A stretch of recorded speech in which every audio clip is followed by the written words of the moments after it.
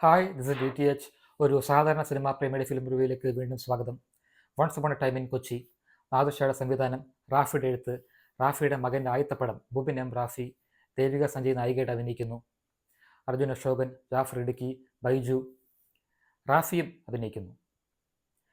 കൂടുതൽ ഒന്നും പറയേണ്ടതില്ല. കഥയുടെ ചുരുക്കം ഞാൻ ഇവിടെ വിവരിക്കാം.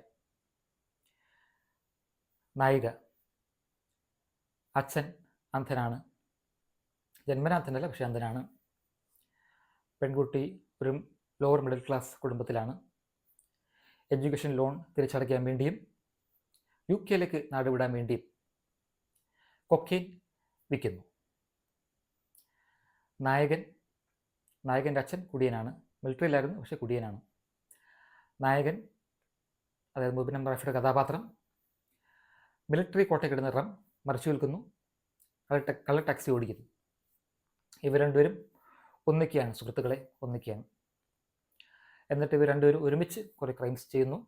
പോലീസ് പുറകെയുണ്ട്. സിനിമാ താരങ്ങൾ ഇടയ്ക്ക് വന്നു പോകുന്നു. സൂപ്പർ സ്റ്റാർ ഷൈൻ ടോം ചാക്കോയാണ് സൂപ്പർ സ്റ്റാറായിട്ട് അഭിനയിക്കുന്നത്. അങ്ങനെ കൊച്ചിയിൽ റേവ് പാർട്ടി നടക്കുന്നു, ഡ്രഗ് പാർട്ടി നടക്കുന്നു. അത് ബസ്റ്റ് ചെയ്യാൻ പോലീസുകാർ വരുന്നു. അങ്ങനെ പോകുന്നു. അവസാനിക്കുമ്പോൾ എല്ലാം ശുഭം. കുറേ തമാശകൾ, കളിച്ച തമാശകൾ, പക്ഷേ എല്ലാം ശുഭമായി അവസാനിക്കുകയാണ്. എന്നിട്ട് അവസാനം ആവശ്യമില്ലാത്ത ഒരു സസ്പെൻസ്. അത്രേ ഉള്ളൂ. 0 out of 5. ടാറ്റ.